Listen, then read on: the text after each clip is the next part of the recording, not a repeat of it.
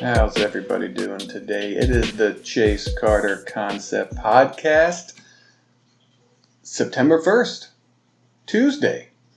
I'm excited. I'm not really that excited. I'm just faking enthusiasm for some reason. Don't know why, but I'm doing it. I don't get why. But let's get into the podcast. Now, I'm still trying to figure out how and what I should talk about. Obviously, the things that interest me. Some people might not like me talking for 20 minutes about a certain subject, but I'm not too sure how to formulate. That's a word? Formulate the podcast. So I'm going to talk about goofy, fun stuff that's happened in my life, or fun everyday topics at the beginning. I'm going to try that. And then in the middle and ending part of the podcast, I will talk about more divisive things that annoy me. So, as the fun topic I want to speak about, I yelled at my girlfriend for the first time over the weekend. And I know what you say, Chase, you're an asshole. She's an angel. She does everything perfect. She's not. She's not an angel. First of all, not an angel. Okay, she does a lot of annoying things, like always thank me when I do nice things for. Always says thank you, saying she appreciates me all the time. She does annoying things like that, and I can't stand it. For one thing, I can't stand it, and I won't have it. I yelled at her over a video game, and I made her feel bad. We were playing, we were playing Sea of Thieves, and we were being attacked. She didn't. I jumped off the ship, and I told her, you have to drive the ship and make sure the people chasing us don't catch up. And she knows how to do that. Well, she, for some reason, can only concentrate on one thing at a time. So she has the helm, she has the steering wheel, she has the helm, and she's operating the ship, sailing in one direction. And so she never looks behind her. And then I'm trying to communicate with her. I forget why I had to leave the boat, but I had to leave the boat for a reason. I think I saw something on an island and I was trying to grab it. Because the last update I got from her was the ship's far away. Oh, don't worry, the ship's far away. Oh, no. What happened was we drove by I remember now. We're sailing the seas. Someone tries to chase us and attack us. Someone who we helped out, by the way. We saw another ship fighting a skeleton ship, and they looked like they were having a hard time doing it. So we help out a little bit. We don't take any of the treasure. We just leave, right? And then we see a sunken ship that they put in the game. And what you do is you go down and you rifle through all of the stuff. It's not an actual person's ship. It's like a fake computer sunken ship. So you go down there, and I'm searching through all the stuff, and then she says, "Oh, they're coming at us." I'm like, "Oh, okay." I was like, "Leave, and I'll take the mermaid." There's mermaids in the game that ferry you back to your ship. So she leaves. It's a quick way of getting back to your ship. I go up. I talk to the mermaid. The mermaid takes. This whole story sounds ridiculous. I take the mermaid back to the ship, and they're getting close. They're right behind us. So I grab a gunpowder barrel, and I drop it off the back of our ship. They run into it. They have all sorts of issues or whatever. They slow down, obviously. They don't sink. We sail off. We're far away now. Now we're driving by another sunken ship, and I'm like, hey, I'm going to go down there and see if there's anything I can pillage from the other sunken ship. And she says the ship that attacked us is far away. So I go down there, and I'm like, she's not saying anything, so I think everything's going fine.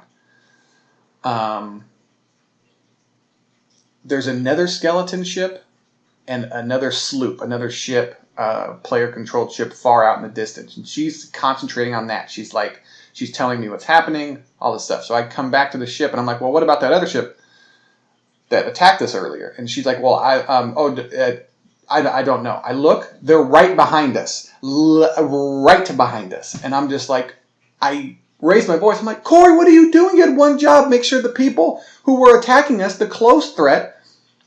And she's like, well, I'm sorry, I don't know what. I was like, you're concentrating on something that's far away instead of just looking at the helm, like you're operating the helm, which is you're looking forward on the ship.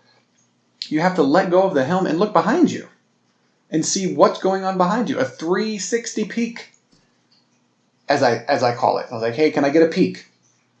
If I'm busy doing something, I'm like, Corey, can I get a peek? And what she does is she goes up, she looks around, does a quick 360 on the ship deck, and then she climbs up into the crow's nest to take a better look. That's her role. That's her job, because she isn't as good in other parts of the game. So she is designated to be the lookout, so to speak. And then when we play on bigger crews and bigger ships where there's more people, she likes to have fun and attack and go kill stuff, search for treasure, all that stuff. So then I'm the lookout. I stay on the ship and doing the boring job because I know that that's not fun to do all the time. But someone has to look out for the ship. And she was the captain of the ship at that point, and she has to look out for the ship, which she didn't. So I'm like, Corey, what are you doing? She's like, I didn't know. And I'm like, how do you not know to look behind you where the enemy was prior? And I find myself raising my voice like I'm doing right now at my girlfriend over a video game, and she took it as so we die. Yeah. So okay. So we get attacked. We don't have that much treasure. I don't think at this point. No. I think we had a good amount of treasure. I think that was the when we had Athena. We were doing Athena missions, which is like a higher tier mission, whatever. It doesn't really matter. We had cargo on the ship that was more valuable than usual. Let's just say. And we lose it. We get attacked. Our whole ship's on fire. We're getting attacked. And I get killed. And I'm sitting on the deck. And there's a certain amount of time where your teammate can revive you. And I'm like, Corey, I'm down. And then so I didn't specify where. That was my fault. But you can see where a person's down. They have you can see first of all, the person's name is highlighted. Your teammate's name, you can see where they are at any distance. You can see where they are. There's a glowing green spirit that's coming up from my body, and then there's all these little sparks or little glowy things identifying where I am. And granted, we're getting hit by cannonballs. The whole ship's on fire. She runs down the stairs, stands right on my body. And I'm like, Corey, I'm down. And she goes, where? And she's spinning. She's spinning in a circle, looking around while she's standing on my body. And then I die. My spirit goes up to the ferryman of the damned. And I have to load back in, which takes time. And then I come back in the game, and I'm thinking that she goes dead quiet. She's not communicating. She's saying she got hit off the ship, and that's all she told me. She got knocked off the ship. And I'm like, okay, well, what? I load back in, and the ship sunk, and we have a new ship. And I'm like, well, you didn't tell me anything that was going on. Nothing. And so I'm like, and I think I said, damn it, Corey. I was like, damn it, Corey, what are you doing? And then she's like, I don't. And then she thought I was yelling at her in real life. And so I start laughing. I'm just like, no. I don't care. This is like video game competitive yelling. It's like if we played a sport together and I messed up and you look at me and say, Chase, what the literal hell, what the actual hell are you doing? I know you're not really yelling at me. You're yelling at my actions or what I'm doing inside this silly game that we're playing. We both committed to playing the silly game. So it's not like if we get attacked and we're playing for an hour and a half and we have all this treasure and then we lose it, we're not just going to go, oh, well, that was fun. Good times. Everything's sunshine and rainbows. It's like, no, you're competitive. You want to do well in the game. You want to progress. And I don't know. It was just a weird, so I had to explain to her. She didn't get actually sad. But she got a little defensive. She was like, I'm not good at the game. And I'm like, I know you're not good at the game. I know you're not good at the game. And I'm not asking you to kill the 2 people, sink the ship, light them on fire. I'm not asking you to do that. All I ask you to do is look out, be a lookout, do 360 peeks consistently, and then also to communicate with me what's going on in the game. Are you being attacked? Are you in the water? I'm coming back to the ship. What your goal is or whatever. What you're doing. I'm going to attack this person. I'm not going to attack this person. I'm going to play defense. I'm going to protect the ship. Something. If anything goes on, I think the game is too overwhelming for her and she's not used to communicating. And I'm used to people communicating. And so I said the word communicating twice, too close to each other. But yeah, so I don't know. I think I have to talk to her in a way. Obviously not. I can't video game yell at her anymore. I don't want her to think that I'm actually upset. I could care less if we lose. I'm going to be a little bit disappointed. And then 2 minutes later, I'm going to be, okay, what are we having for dinner? It's not a big deal. It's not an issue. But she reacted like we got into an actual fight. And I'm like, babe, no. First, I don't call her babe. But, I love babe. Babe. I don't know why I said babe. So it's just real weird how, I mean, I can see because she has just started playing video games within the last month or two, I would say. And it's funny. And it's funny because I was like, obviously she's going to get better. And then she was excited because she thought, it was so cute and innocent. She was happy. And the worst thing for me is when we die and lose everything, is when you're happy about something that doesn't matter. And she said that had nothing couldn't have helped us, basically. And she's like, well, I'm happy because I shot 3 bullets at him before I died. I'm just like, what are you talking about? We died. I'm happy you got 3 bullets off. Yes, I'm pretty sure you missed all 3 of them. So it does, like, if you hit all 3 of them, or did something good with it's something positive, killed 1 guy, and she has killed a total of 2 people since playing for 2 months. And someone's calling me right now. 951. It's like, you have been chosen for the Marriott hotels. But yeah, it was a weird issue that I came across. So I have to talk to her in a completely different way. I can't talk to her in a normal video game to video game player conversation. So I have to be more relaxed. And that's what I think I learned from it. I have to communicate with her in a way that that she doesn't get overwhelmed.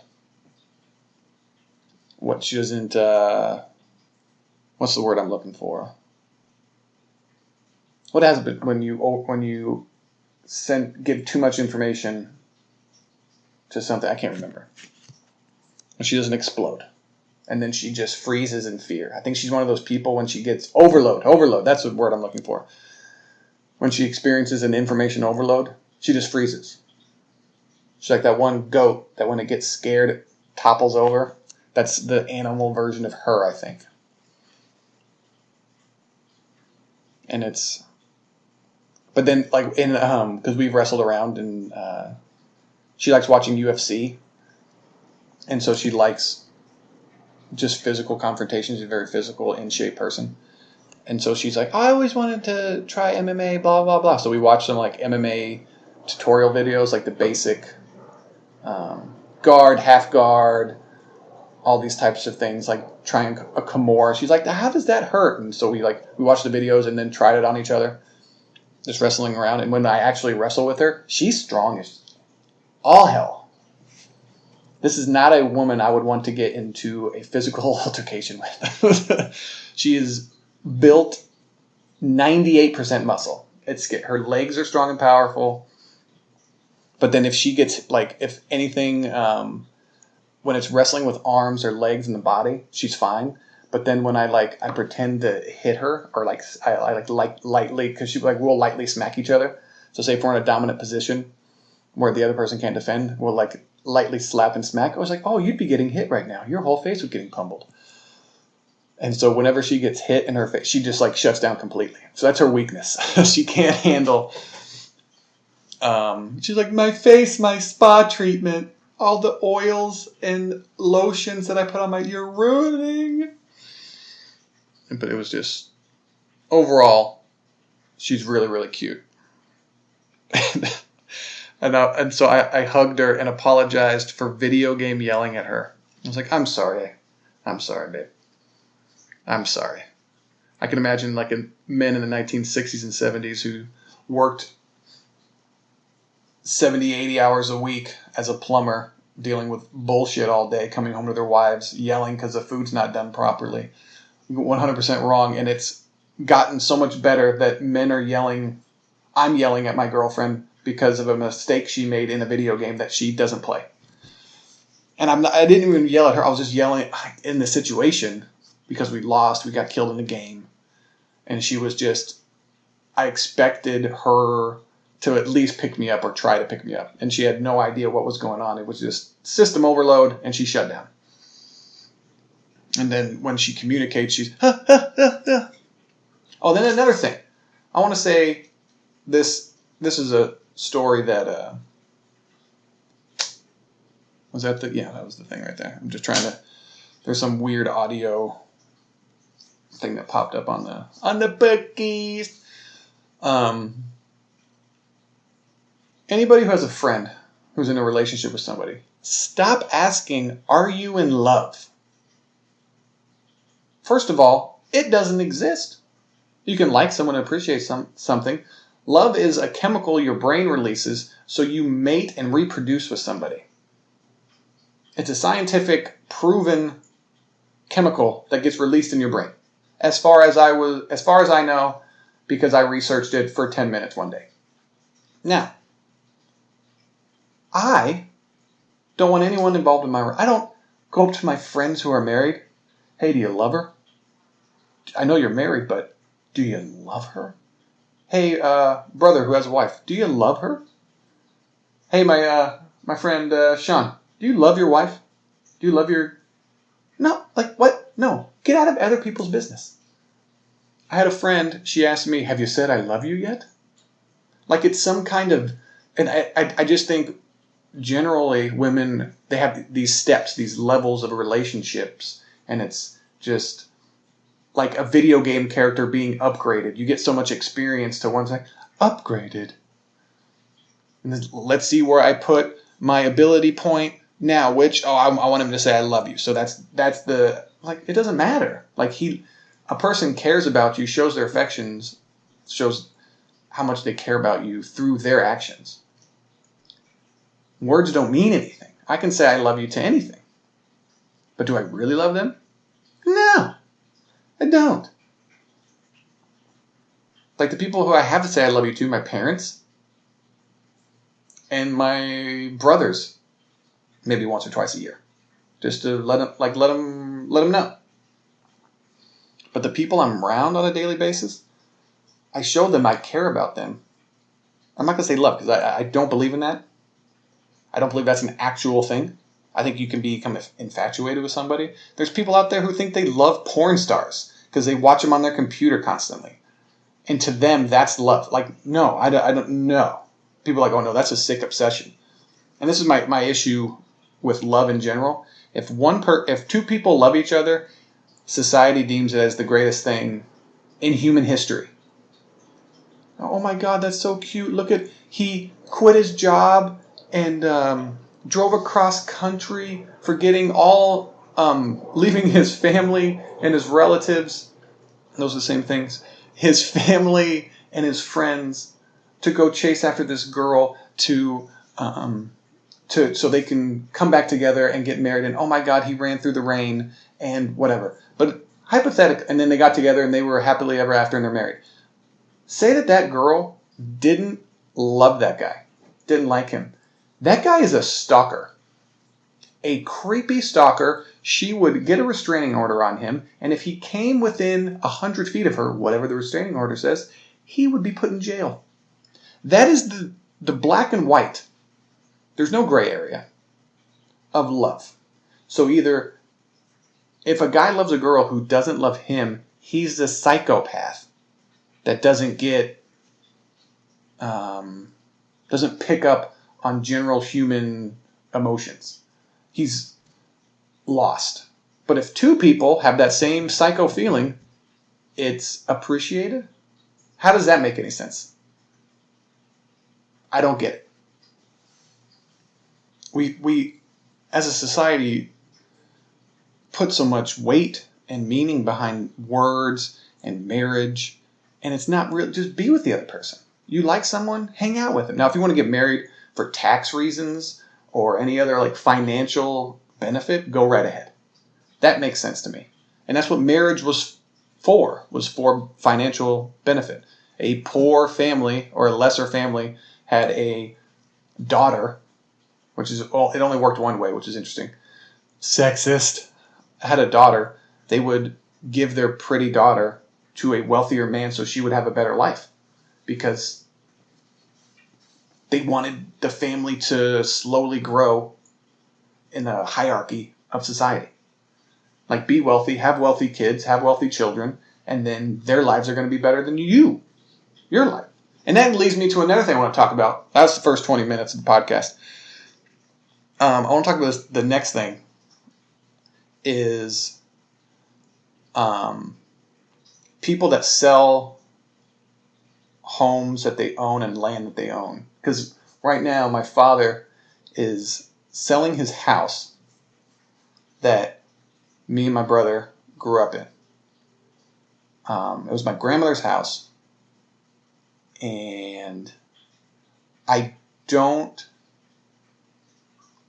think it's a bad financial decision just in general, because he has a house on multiple acres, and he's buying a house in a small community with no land.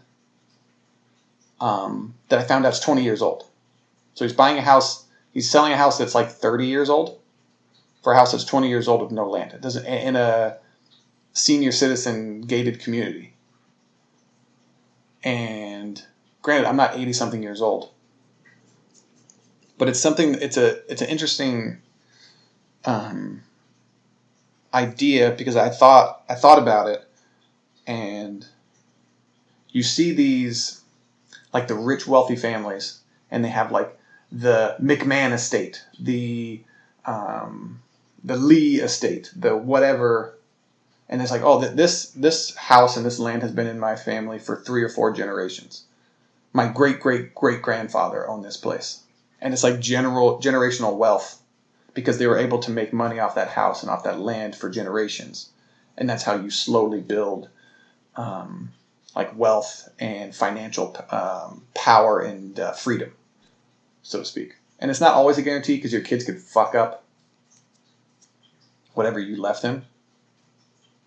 And so I kind of want to talk about, like, if I have kids, I want to set my life up to where it boosts them forward in life. Not just as a college. It's like, it's not, parents are like, oh, my kid has a college degree, he can go out and kind of survive on his own. And then I'm going to, as I get older, spend all of the money that I saved. It's not my responsibility to work for them. And that, I think, is the idea of poor people who live paycheck to paycheck or generation to generation. And that's why you don't have any generational wealth. And it's not like, a person doesn't have to be a sports athlete to have hundreds of millions of dollars to get generational wealth. Generational wealth, you own house and land, property. And then you can give that house and land to your kids, so they don't have to work most people have to work their entire lives. If you come from nothing, and you say you're an immigrant coming over and you come from nothing, you have to work your entire life to pay off your house, depending on your job. But if you get like a normal average job, it takes you a long time to own house and property. So you get your house and property and you give it to your kids. Now they don't have to worry about that. They can rent that out if they want to. They can make money. That can be an income for them. And say they can work another, and then you have 2 or 3 houses. Then their kids have 2 or 3 houses. They can make money off of that. They could, invest that, become, give a better chance for them to just slowly and over the course of generations and generations and generations. Then you have, say, like me, the Carter family. My dad keeps that house, keeps that land. It goes to me, my brother, and my sister. And then we can slowly make money off of that house while working, while making other money, purchasing other land and property, having that. Then my brother's kids get those properties, and say those properties go up to millions and millions and millions of dollars. And then they have all of that income. They can rent out that property if they want to, and just have this constant flow of income. And then also keeping it within the family, having pride in that's where my grandmother built that house, and that's where the land where it all started. This generational wealth. And then when they have kids, can you imagine, my dad sold my grandmother's car. It's an Impala, a nice old blue Impala. I think it was a 66 or 67. And I always thought it would be, and first of all, it drove like absolute crap. I don't understand the power, you barely turn the wheel at all, barely turn, and it wasn't as responsive as a new car. And it's just a sentimental object at this point. And obviously it's an older car. It's going to grow in value as time goes on. It's not going to depreciate in value. People are not going to not want an old, cool, classic car from the 60s. So say in 50 years, give it to my brother's kids, and they have this cool old car. And if they fall in hard times, they're losing what they have, these items that they could sell, so they're not homeless. And then, but I just don't know why. And then if you think about it financially, why would you sell a house that your family built, designed, only you've lived there, your family, and acres of land, for a house with no land in a community where only old people can buy it? You take a house anybody can buy, land anyone can buy, and then you buy a house that's slightly cheaper for a house with land that only old people can own, that only old people can buy that house, that has its own problems, that's 20 years old. It's not like a brand new house with all the bells and whistles. So that's not what you want. I'm just sitting here thinking, what? But, I mean, obviously there's other reasons, but if you look at it from a financial thing and how I'm looking at it as a family history where you don't know where, I still drive by the house I grew up in, the other house I grew up in before that. I spent my, I guess you could say, middle school, high school years in the house. I remember I didn't live in that house until middle school, high school, my grandmother's house. And then the house I grew up in as a kid, I have all my childhood memories from. It was a house that my mom owned, and then through some financial issues, she lost the house. And so and I was like, how cool would it be if I could have owned, my family still owns the house I grew up in. And it's not just from a kid's perspective, it's from a parent's perspective. You can go into the house and go into your kid's room that you still own. You're this is where I raised my children when they were 2, 3 years old. And always having the ability to go back and look at that. I don't think you can put a price on it. I don't think it's something that, and plus all the financials of always owning land, property, whatever, it's always going to mostly go up. It's going to have its, downfalls, but it's always going to go back up because people are going to want houses. unless people decide to live in cardboard boxes. Look at the look at the homeless situation in every major city in the world. Okay, fine. But, I don't know, it's just a weird thought experiment thought exercise. That's the only exercise I'm getting. I lost 2 pounds of muscle mass according to my digital weight scale. My smart weight scale, excuse me. I went from 204, this is a sidebar. Went from 204, and then I started jogging. I wouldn't say running. And I didn't lift any weights. I just ran. I didn't weigh myself for a week, then I weighed myself, and I was down to 205 to 201. So I lost 4 pounds, and then it says in that muscle mass. So I'm like, body fat, exactly the same. And I'm like, oh, so if I run, just my muscles go away. Okay, cool. Fun little experiment. I think I was 199 this morning. I have to start lifting. I lifted weights yesterday, and I was doing just body weight squats because my knees are terrible.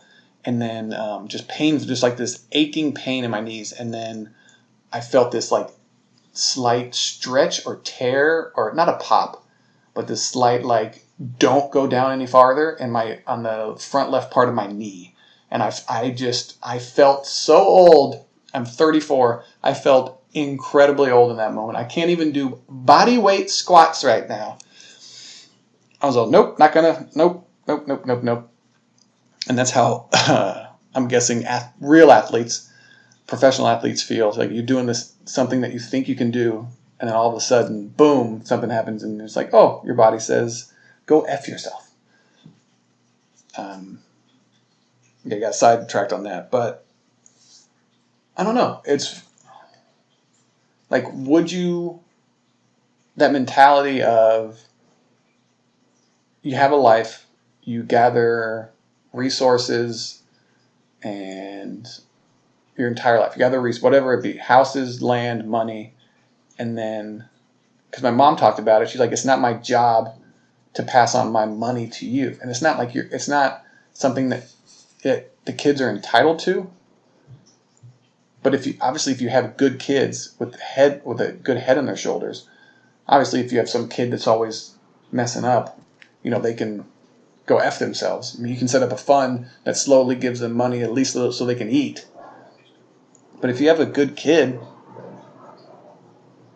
that's responsible, like, leave him houses and money. So then he can hopefully have kids, teach one of those little rat bastards respect and, dignity, and appreciate where you came from in history, and pass that on to him. And then he has multiple children, and you pass it on, like it's like the In-N-Out franchise.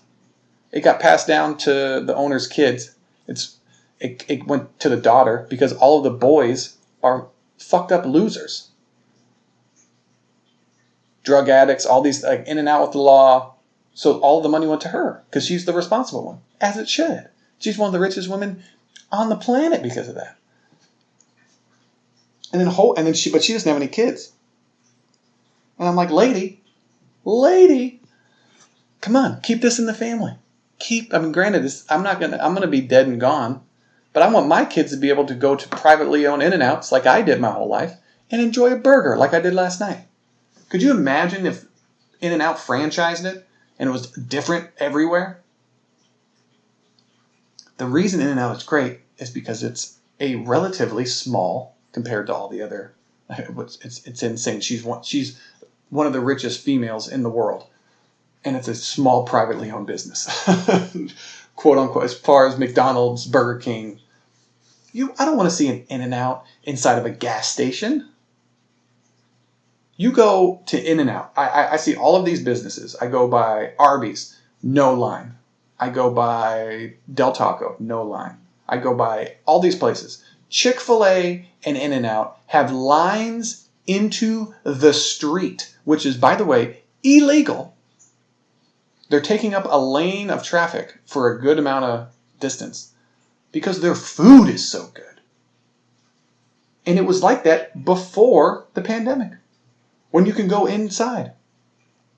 But now it's nice. No one wants to get out of their car because they're all fat and out of shape and afraid of getting COVID-19 and dying. while having a whole bunch of other pre-existing conditions. And me, I'm just like, I'm going to go inside where there's no line on order. I can't wait. It was so nice when In-N-Out opened the inside back up. Nobody wanted to go inside. You have the whole inside to yourself. I felt like a king. I felt like I owned In-N-Out. This is great. I just don't, and I don't want to get on my soapbox about the whole COVID-19 thing. I don't care about that. I mean, I do care about it. But it's strange. But like but like if you have a good product, people will come. So people are like, Del Taco, not going to eat that. Nope. If I'm going to go out and I'm going to eat something, it's going to be good food. So all of the businesses that are shit, I'm just generalizing, all the companies that shut down are shit, that are still open, that are allowed to function, and then they go out of business. Nobody really likes you. They just ate because they're out at night drinking, and Del Taco is on every damn street corner, and they're hungry and need some food inside of them to make them less drunk so they can drive home. So they pull into Del Taco. And if police officers wanted to get an unlimited amount of DUI tickets given or funds, they can just park right outside of Del Taco. Pull over every other car at midnight, 1 or 2. But then Del Taco would complain that they're harassing their customers, and then no one would go to Del Taco and they would close down. I don't know. It kind of bums me out that my dad is selling the house because then we don't have a family history anymore. It's almost as if my grandmother she worked for nothing. And I don't know if that was her goal. I'm pretty sure she told my dad, hey, if you ever want to sell the house, it's not a problem. If you ever have financial issues, and my dad is having financial issues, he should come to his kids. He has multiple kids, and then his kids can help him out. We all can give him, if he's failing to sustain his way of living, which he hasn't said or anything like that. Like, you can start having his kids help. He's helped us his whole life. We all can give him $300 a month. And the house is paid off. So it's not like he has a mortgage. He has to upkeep on the house and, the taxes or whatever, which is $1,000, $2,000 a year. He's retired. He makes good money. He has Social Security. He has his retirement. And if that stuff we'll kick him a couple $100 each to offset whatever he's losing. But no. And I think it's mostly for health reasons because he's getting older. And then my issue is he doesn't have Life Alert. He's not having any roommates. Okay, so he's going to be still in a house by himself for days. Unless they go around and I don't know about if they go around and check on you every 8 hours. But I don't get, so if say he has a heart attack and falls and has an injury in his house he has now. No one's going to be there to call anybody for him. And it's the same thing if it happens in his new house. He doesn't have roommates. He doesn't have anybody there. So he's still going to be in a house around a bunch of old people. And will he be found sooner? Yeah. If at all. But I don't instead of selling your house, get a Life Alert. If that's what you're concerned with, get Life Alert. If you can't afford it, his kids, I will buy it for him. And the house that he's buying it's a 7-minute drive away. He said he wanted to be closer to civilization. He said, and I'm like, you live 7-8 minutes away from where you're moving to. That's not a distance. I can see if it's a 45-minute drive. You want to be closer to a hospital? You want to be closer to something? You're there. You're right there. And then you live in a community. He doesn't like people. He doesn't like people. He doesn't like people telling him what to do. He doesn't like people in his business. And then so if he wants to add an addition onto his house or do something a certain way, he has a board of people telling him what he can and can't put on his property. I can't go over it. If I fall on hard times, if any one of his kids fall on hard times, like as a parent, I think if I ever have kids, I want to be in a stable situation to where if my kids ever fall on hard times, they try to go for their dreams, they fail, they can come back home and recoup and reorganize and then move out and then make moves again. So say if my brother gets fired from his firefighting job, can't work, loses everything. His wife leaves him, everything. Loses his house, whatever. He can't go live with my dad. His family can't help him out. And because he can't live in the senior citizen home, the area, they can't have visitors for a certain period of time. It's like a month or a few weeks or whatever. His kids, his grandkids, which he doesn't want over there anyway, really, for long periods of time, who wants kids over at their house, just in general. But it's just a weird situation. The only benefit is if an ambulance comes to his house, if he falls, has a health issue, then the ambulance can and then it depends on where the ambulance is. The ambulance could randomly be closer to your house, get the call, and then drive to your house. That would be 8 minutes closer, 7 minutes closer. So you're going to give up all of the positives. I don't know.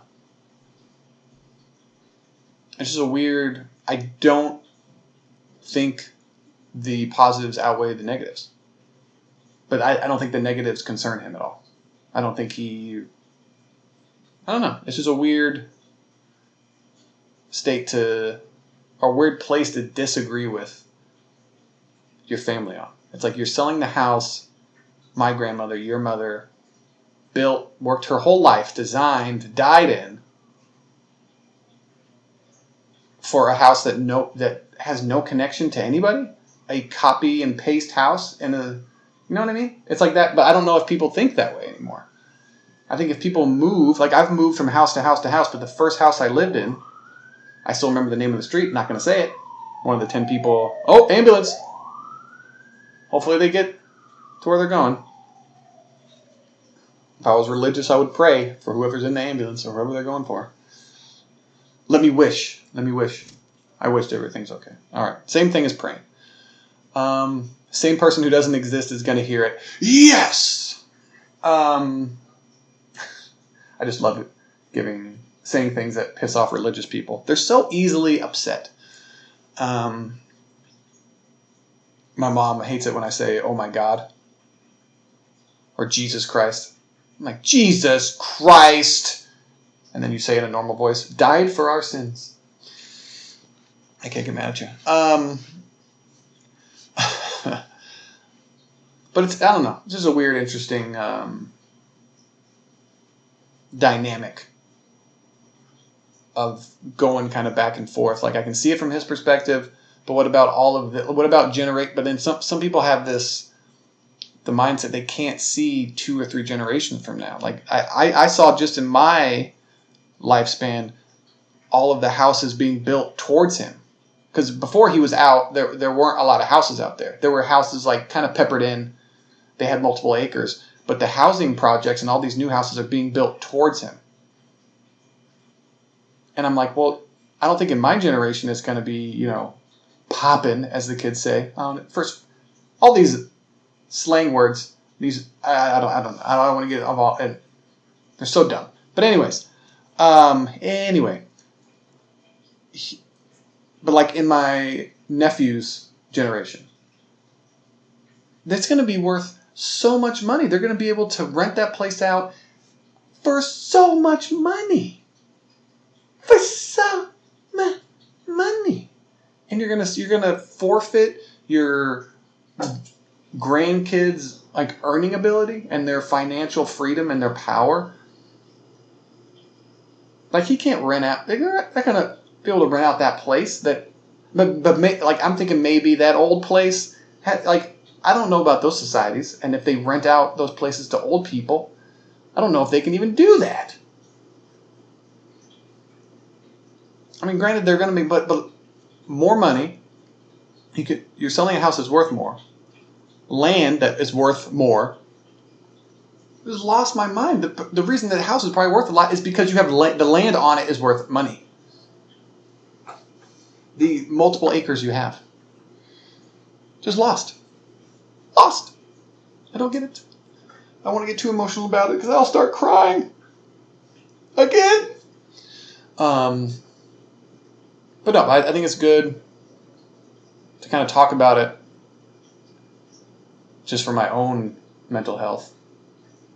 And then, I don't know if the 10 or 15 people that listen to this, if like you can remember the house you grew up in. And I had a good childhood, even though like my parents got divorced and whatever. But both my parents were in my life still. So it's basically like I had 2 Christmases. Cool. Thanks. And so, I don't know. It's just a weird... I keep saying weird over and over. It's annoying.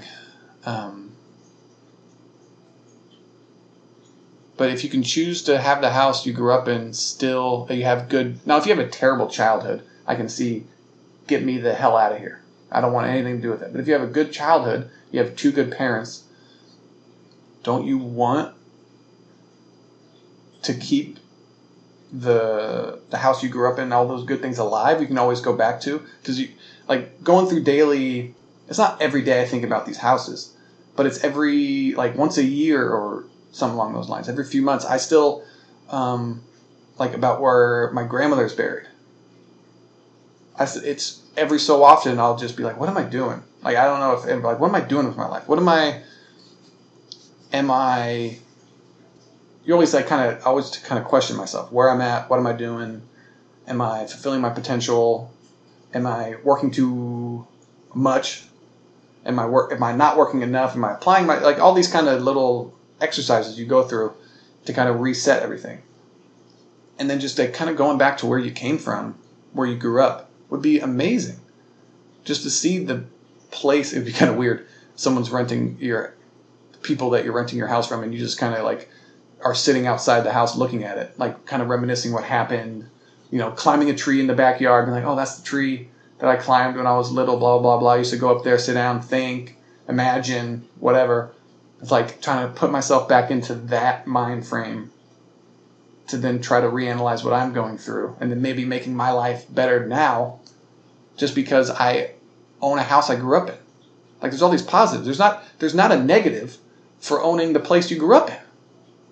Like, oh man, all this money the renters are paying me to live in this house. I really, And then if I want to like kind of go reminisce, I can because I own the damn house. It's like you don't want to, I don't know, like from all that money, it's like if you want to sell property and make money off stuff, you can. But things that mean something to you shouldn't be sold. There are people who have probably autographed pictures of Kobe Bryant and they're their favorite. They can make so much money off of that stuff because unfortunately, he's not around enough anymore. He's not around anymore to sign autographs. You're not going to have any more new pictures of Kobe Bryant. And people that it means something to them to have that autograph. The people who truly love and care about him, loved and care about him, and like what he symbolized to them, how he made them feel. They're not going to sell that autograph. They're not going to go on eBay and auction it off because it means something to them. And they can always look at that like, oh, I have a picture with Kobe Bryant and it's signed. This is the day I met him. Like my hero. Granted, everyone has flaws. And that's not the point. The point is about how that person like made you feel. And what he means to you. Like name any hero that you have. Anyone you kind of look up to and aspire and what have you. And if you had something of value, not only to yourself, but to other people, like would you sell that? No, you'd keep it. You wouldn't make money off of it. It's always make money off of things that don't mean a lot to you, sentimental. sentimentally. I don't know if that's a. I don't know if sentimentally is a word. But I don't know. It's like keep your house that you grew up in if you have fond memories of it, so your kids can benefit, so your grandkids can benefit, and then say this is the house. Can you imagine if I had a house that my great grandfather lived in? I couldn't imagine it. I'd be like, what? He lived here? He built this house? Say if you had, that's why like farmers, I kind of envy like people who had like, I got this from my grandfather. He bought this land, built the house with his hands, raised cattle on it for generations and generations. And that's when like, say if they lose it for some reason, they're so emotionally distraught because they let down generations of people. And granted, those generations of people like would see that and it's like, did you do everything? If you just pissed it away, they're going to be upset at you. But if you worked hard, tried everything, tried your best, and then you failed, they're just going to be like, dude, just start over. It's fine.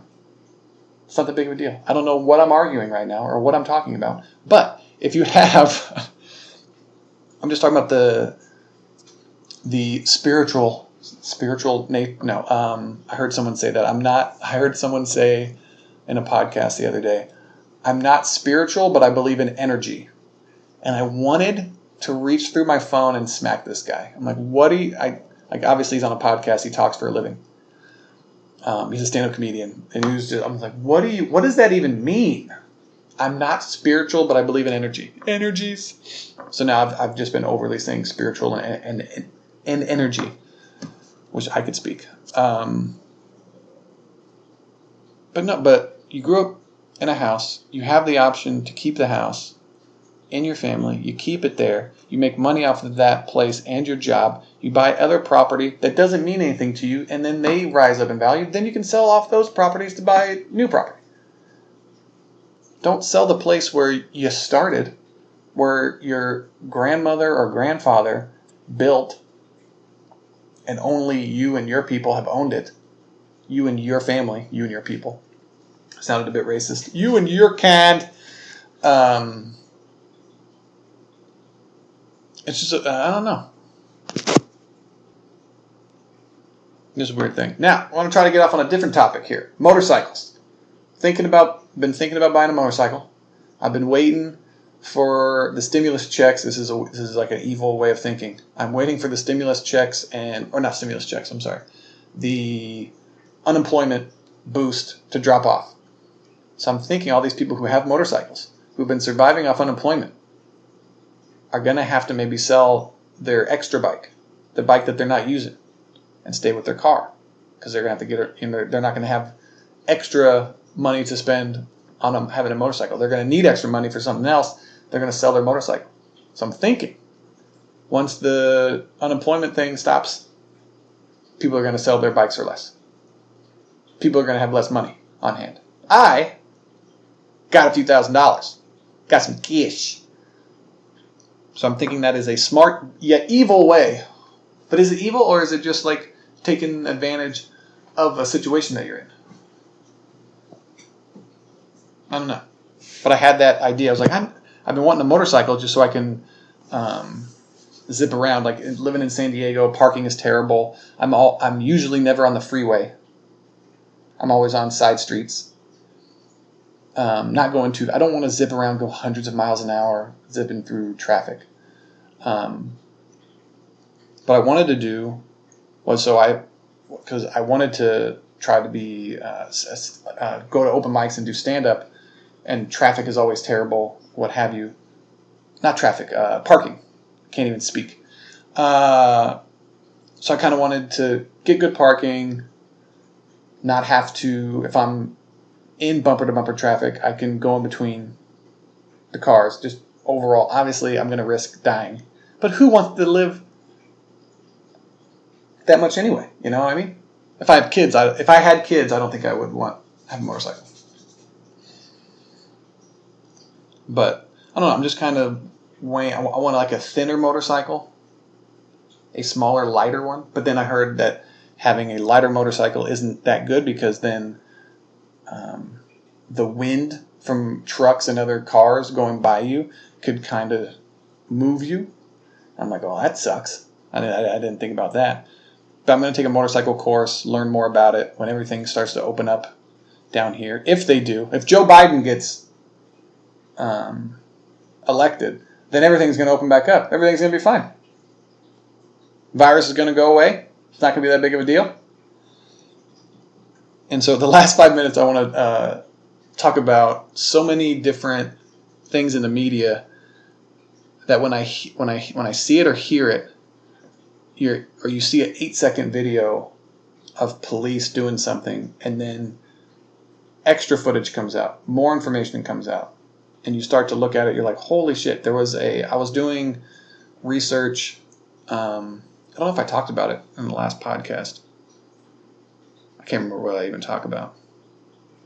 But they said it was Kemba Walker. I was doing research on him, and he was, I think I already talked about this, but anyways, he was moved by, there was a man in Charlotte who was reportedly, a police officer shot him when he was unarmed, a black man.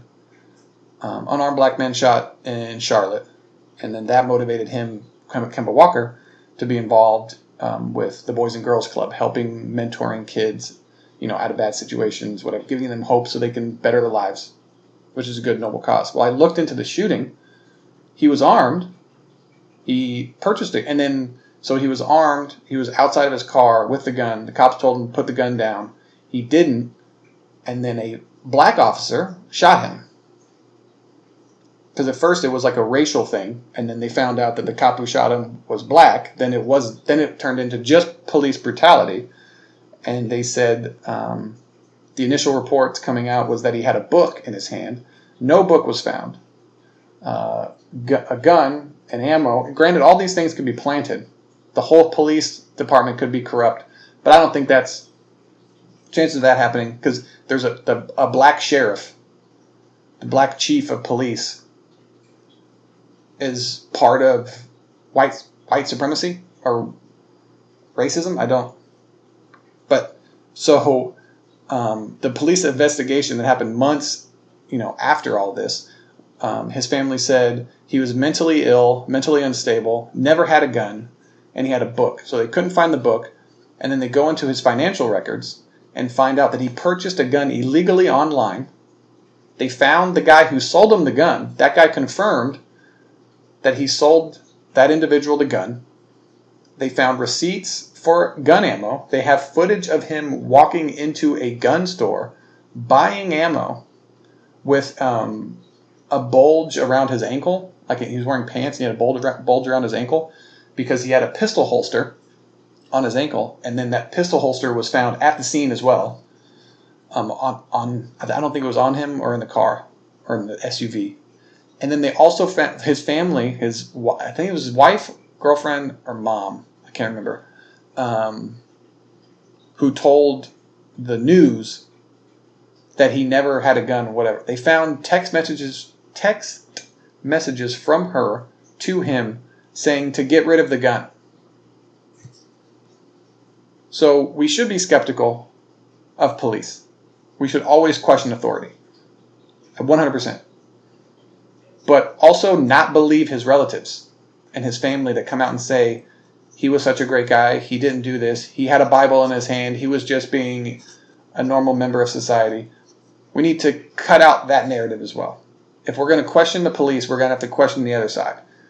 Just how, if anyone accuses another person of anything, assault, sexual assault, whatever, you have to question both sides. You have to look at both sides evenly and say, what bullshit are you spewing and what bullshit over here are you spewing? And then somewhere in between try to find the truth in the middle. There has never usually been a issue like that where one side is 100% right and one side is 100% wrong. There's always these weird percentages you can give out. I heard one guy talk about they're in favor, they're against the police. They say every police shooting is racially charged and how police treat minorities in this country is terrible. and that police shouldn't, after trying to restrain someone, tasering them, shouldn't result into shooting a unarmed or armed black person. But then when there's a kid, Kyle or whatever, that shot some protesters that were attacking him, in self-defense, the person said, so it's a weird thing, the person said, well, why is that kid with a gun there to begin with? What is his purpose there? You have to look at that. But that argument is never given to George Floyd, why he was there, putting himself in that situation, doing something illegal, cashing bad checks. And then they look at that Kyle's history of the bad things he did, but they don't look at the bad things that Jacob Blake was involved with. That doesn't matter. What it matters is this one incident. Well, can't that be used to this kid defending himself? There's like an 8-second video that I saw. I'm like, dude, fuck this kid. This kid shot these two people. And it's like, no. There's a 2-minute version, and it also shows him helping out around the neighborhood, getting rid of graffiti, protecting businesses. There's all these positive things he was doing. And then you boil it down. So, like, you can't prop somebody up and then forget all of their faults and then don't do the same thing for somebody else. It's like this unequal, and I don't know why that incident has turned into a racial issue, because he shot white people. One of them was a convicted sex offender who was violently attacking him. And so you're going to be on that person's side? It's a weird thought experiment. If I go up to any person of any color and I said, what if a person came up to your sister or mother, put a gun to her, robbed her while her child was next to her, and 5 other guys, he spent 5 years, say, in jail. He's on the street. He's doing other illegal activities. He's on drugs. The police arrest him, and they mistreat him in a way that he ends up dying. What would you say? Or, to that person, you would say, good, the police did a service. That's what you would say. You wouldn't look at it through, I think obviously videos, and then, I don't know, it's just a weird,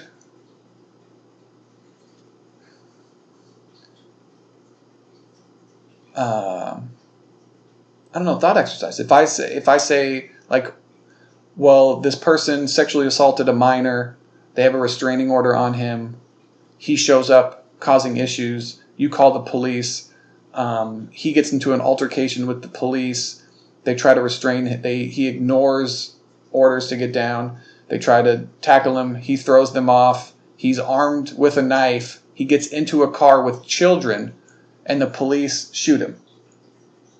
What would you say in that situation? So there's all these things you can break down, and then people just look at the race issue, and then they blow it up. It instantly goes, white cop shoots black person, racist. White guy treats a black guy poorly, it's racism. And then it goes with the argument well, what was that person there? Why did that person put themselves in a situation where harm could be on them? You have to take some kind of personal responsibility for your actions. If you're a criminal and you're doing criminal activities, you're a sex offender, going to the house where people have a restraining order on you, bad things are going to happen to you. If you don't listen to the police, if you resist arrest, if you assault police officers, they're going to shoot you. They're not going to let you get in a car and drive away with kids in it. What?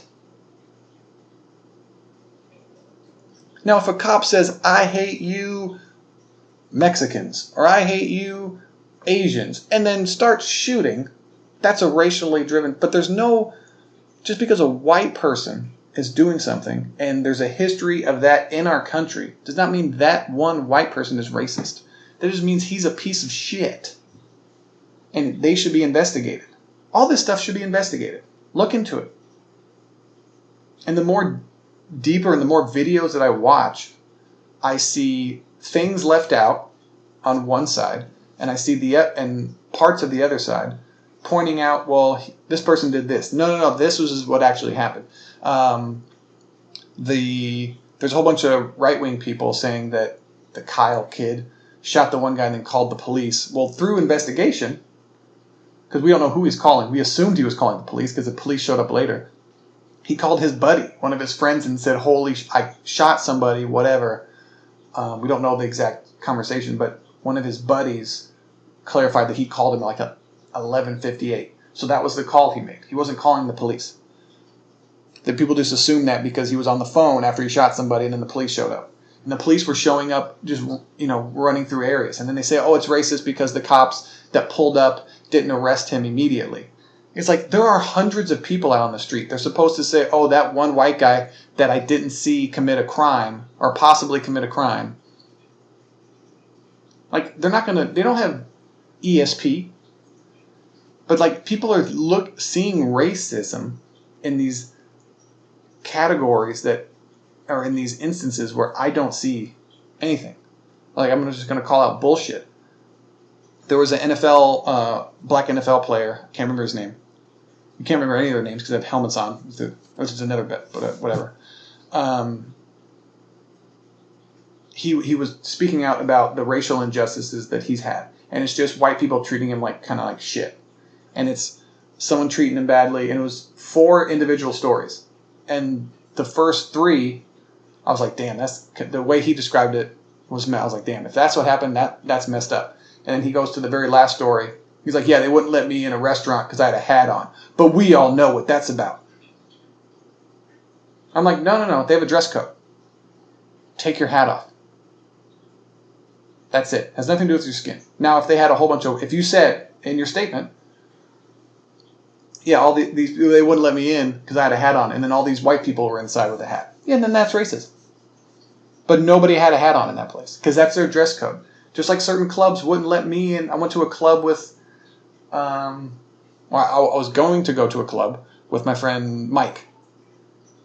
And they all had nice dress shoes on. Mike is black. He had dress shoes on. They'd let him right in. They wouldn't let me in with my normal shoes. Is that racism? No, it's because I don't have the required attire to go into that establishment. It has nothing to do with race. Nothing to do. It's annoying.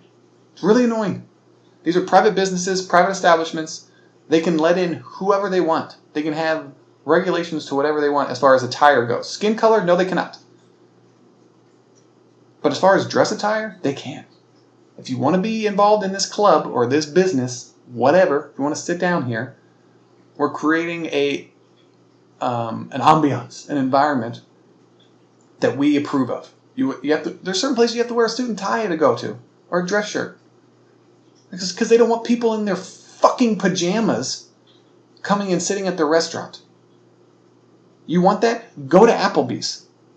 But if you want to go to a nice place, you're going to have to wear nice things that they approve of. And guess what? If you don't like their business, you have the freedom in America to go somewhere else. Or start your own business. Start your own thing where you can wear a hat. You have to wear a hat. Stop complaining because a place that you have no connection with will let you in because you're wearing a hat. All the other things, yes, highly racist. But you're not going to stop racism. Racism has been around since the beginning of humankind. Like, what perfect society? Human beings are naturally flawed people. We're not perfect. So there's no perfect society that exists. None. We can always strive to make incremental improvements. But as long as those improvements don't negatively affect another group of people, there was for an example, I'm going to get off this topic since it's the end of the podcast. It's been an hour and 10 minutes, but there was an issue where Uber Eats, they have a delivery fee that you have to pay on top of the fee for the food, and they waived it for black-owned businesses, which gave black-owned businesses an advantage over every other race of business, every other kind of culture of business. So if you want to order Asian food, you have to pay more just because they're Asian. If you want a taco, if you want Mexican food, you have to pay more money because theoretically, like you're helping. That's racism. It doesn't matter how you look at it, that's racism. If you're like, well, fuck white people, they can afford the fee, whatever. So it's you're encouraged to buy from black-owned businesses. And then people online, I don't think it's everybody that thinks this. I think most rational people can see through this, but it's always the extreme people on the internet that you see. There's a video of a black woman going into a Asian. I don't know what the drink is. I never drink it because it's disgusting. They have those balls in the drink. I don't know what it is, but it's an Asian thing that I don't like because I don't like Asian food. So I never drank this shit. It's not shit. I'm sorry. It's probably $1 billion business that I just called shit. What do I know? I'm an idiot. But it's an Asian themed restaurant. Well, Chiboka? I have no idea. I think it's something like that. She was yelling at the people who worked there, who just worked there. They're getting paid minimum wage. You're yelling at people. Not a manager. Can I speak to a manager? She was shocked. She said it was cultural appropriation that these Asians owned this business because it was a black cultural.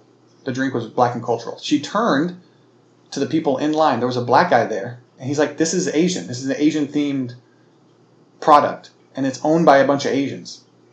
So people, these idiots, and I think these are the people that get highlighted and give every stance a bad name. Like you go to Walmart, you're going to see the worst side of white people. You're going to see broke, meth head people walking around Walmart looking all crazy. You're going to go to Target, you're going to see usually middle-class white people there. It's like, the different sides of, okay. People who shop at Target, they're going to pay more for their products because they're going to have cleaner, on average, people there. You go to Walmart at 12 o'clock in the morning, you think you're Brad Pitt. You see just the trolls that are just slodging out of their house. In the work, they're all fat and lazy, and they all have to wear. They're driving around those little carts. Me. It's real. And then I think it was Jason Whitlock. He's a black sports talking head. I think he was a reporter, and then he was a columnist, journalist for sports. He's been calling out these black athletes for the hypocrisy that they're talking about because they talk about the community that they grew up in, but then once they make money, they leave. It's like, why do they leave? It's like, if you're so afraid of police killing you, that's what you've been saying, why are you leaving the inner communities to go live with white people, to go live in a neighborhood with mostly white people? It's because you're not really afraid of the police. You're afraid of your own people. That's what he said. And I'd never thought of it that way. I just thought, they wanted nicer houses. They wanted nicer places. It was like, well, they were afraid of their own people breaking into their house, killing them, stealing their stuff. Criminals. Live in a poor neighborhood. It's just like if you're poor and white and you live in a trailer park, which I have. I want to get away from those people. A lot of those people are nice, but a lot of them are on drugs. Criminals. I don't want to live there. That will physically assault you for your property. Get me out of there. But Jason Whitlock made a really good point. It's like, why are you running? Like, put your money where you're at. And then I think he brought up Nipsey Hussle. I don't know anything about him. He said a guy like that, he stays in the community. And then look what happened to him. He gets shot and killed. So I'm just like, well, if you love your community so much, then stay in your community. If police are your biggest issue, then you wouldn't be leaving that place. You're going to a place that has higher property value, that pays more taxes, that has a bigger police department so they can police and protect you, your family, and your belongings. it just, and you can look at it from a whole bunch of different angles, and I never really looked at it at that angle. And then you hear someone's opinion or perspective, and you're like, wow, that's crazy. But that is the podcast. I'm going to end on that. Been talking for an hour and 14 minutes. NBA basketball has been good. Jimmy Butler, Jimmy G. The G stands for gets. Just beat the Milwaukee Bucks in Game 1.